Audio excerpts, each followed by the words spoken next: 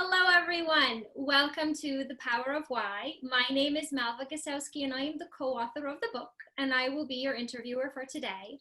I have Larissa Russell with me. Larissa is an entrepreneur, an international best-selling author. She's a speaker, an artist, an educator, creativity coach, and a healer.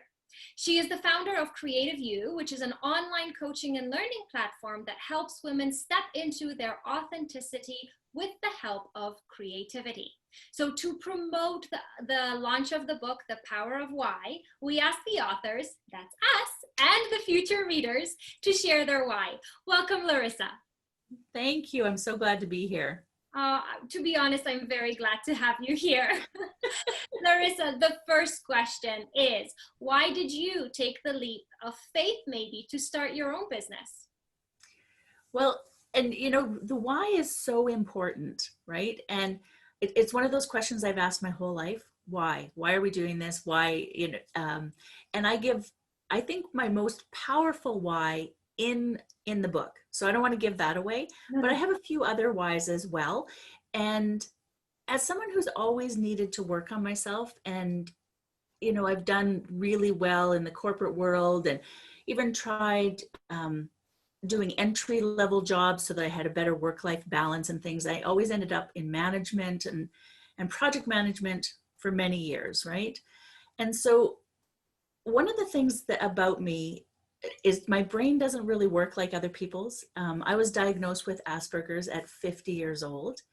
And after a life of thinking, I don't think like other people, I finally realized that there was really nothing wrong with me, and to work within the parameters that I had. So why being one of those parameters.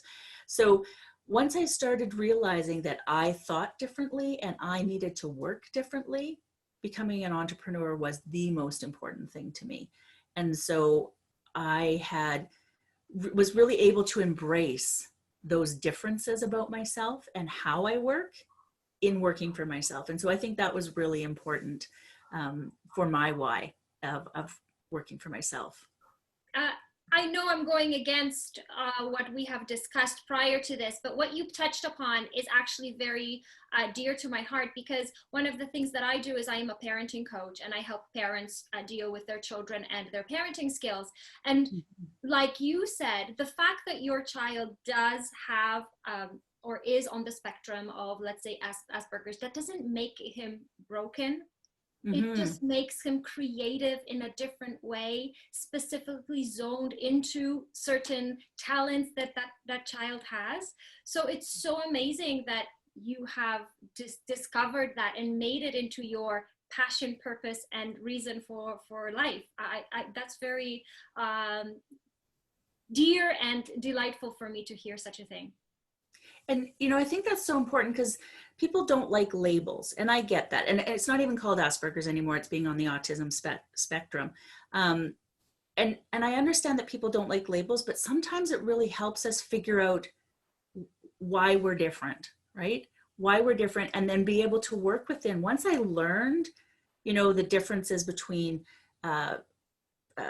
female and male autism markers and things like that, and how they're different, and why I wasn't diagnosed for so long, and how I was able to sort of manipulate my world to make it work the best I could.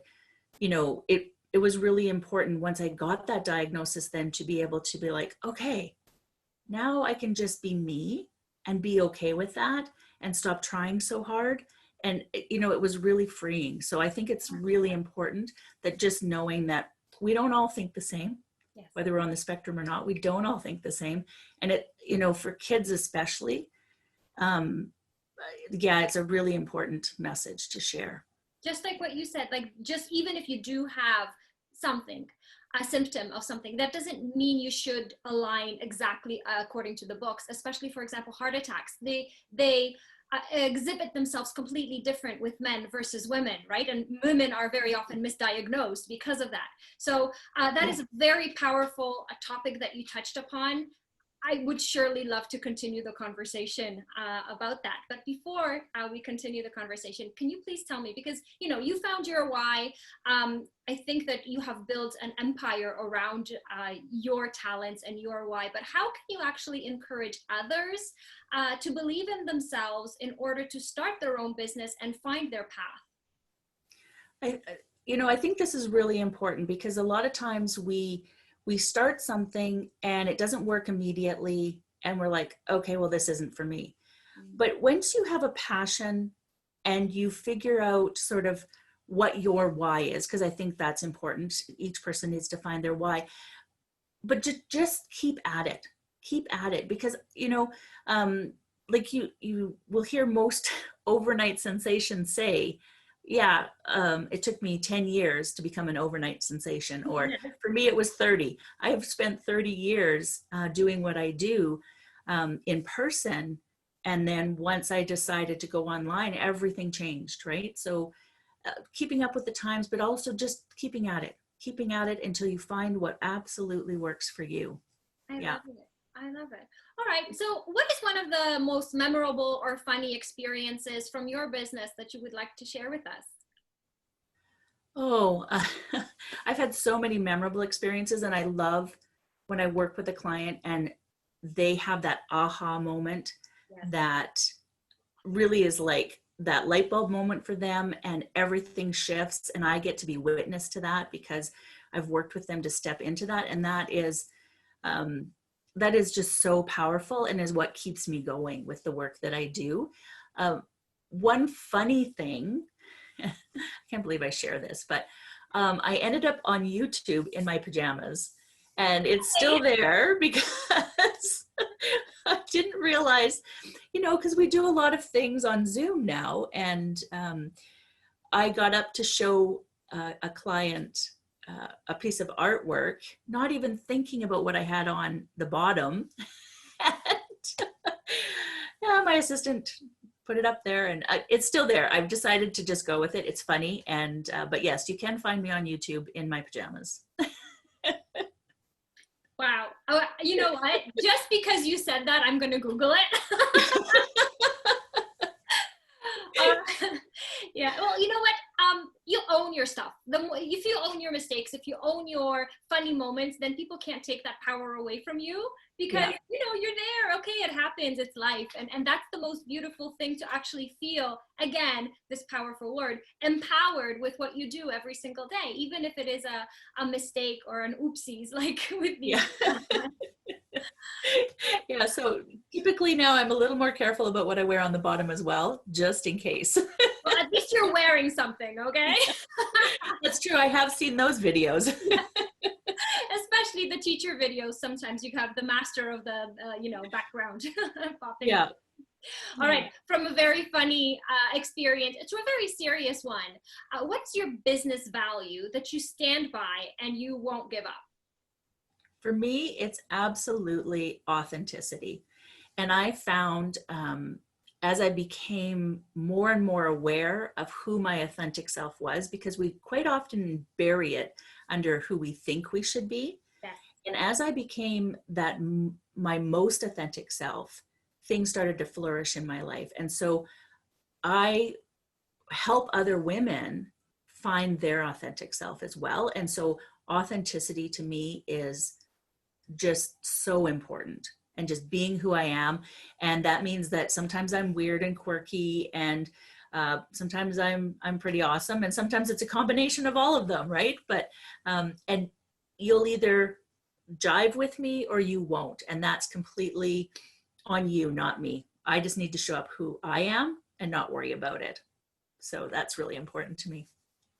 That's amazing. That is one of the things that I work with my clients, with my individual clients with, what you just had touched upon, which is, you are who you are, be proud of who you are, and what other people think about you is on them, not you. Yeah. Right? So I love it. Like, love yourself no matter, who you are. Of course, don't hurt others, be kind and have values, but still, don't let others influence you. I love it. You know, you mentioned in our conversation a few minutes ago that you had to adapt in some way. Can you share with us your story as to how, from a business perspective, you had to adapt in the recent times? Yeah.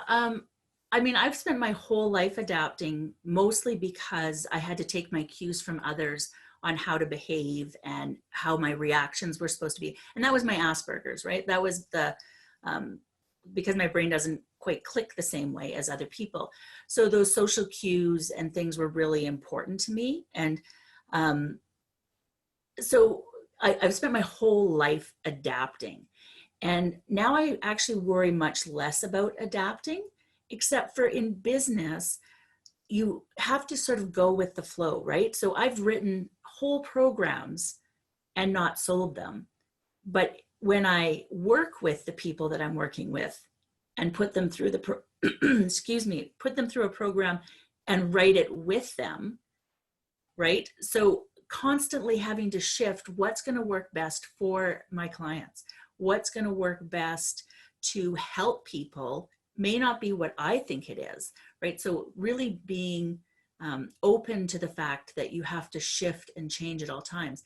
And then if you look at what's happened with our world recently, I'm so grateful I was already online, but just having to shift to change up how we deal with people. You know, Zoom fatigue is a real thing right now.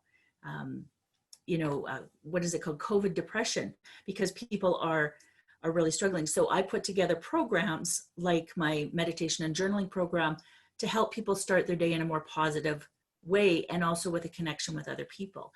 So constantly adapting what people need to help them sort of navigate the world. And so you just have to be open to that as a business owner. It's really important. Okay. Yeah. I totally agree with what you're saying. I feel like I'm nodding my head all the time, but it's true. It's not out of kindness, but out of being in line with exactly what you're saying. Now, because I do have insider information, I'm super excited about a project that you are doing, but I would ask you kindly to share the project that you are currently working on that will help other women or other people to feel, like you said, at ease with the anxiety that is going on right now in the world. Oh, I'm so glad you asked me. So next week, so August 20 and 21, I've got a 2-day free retreat on healing with creativity. I've got a lineup of 16 speakers. And so it's 2 jam-packed days, like just like being at a retreat, but you get to do it online. And you can find that information at creativeu, that's the letter U, .ca. And I just would be so excited to have people come check that out. There's going to be something for everyone. We have many different creative processes. We have tapping, we have healthy eating, we have meditation. Like there's just so many different things. As you can see, it excites me. It lights me up. So I hope people will want to check that out. But yes, that's what I do, is work with typically women to help them step into their authentic selves. And because we use creativity, which comes in many forms, creativity is in everything that we do. It opens us up to like this gentle movement into who we are. So, Oh, I love that phrase, a gentle movement into who we are. It is something that I will remember. Larissa, I am very pleased and honored to actually have gotten to know you, to have worked with you on the book, The Power of Why. And through the process, it wasn't that we were working side by side, not knowing each other, but we have intertwined through the whole process of the many weeks that we've been working together. And I've known you as a person that I can truly recommend from the bottom of my heart. So thank you very much for sharing this interview with me. And thank you very much to the listeners for listening. I hope you connect both with me and Larissa with Creative You. Thank you so very much, everyone. Thank you, Larissa. thank you. Thank you very much, Malva.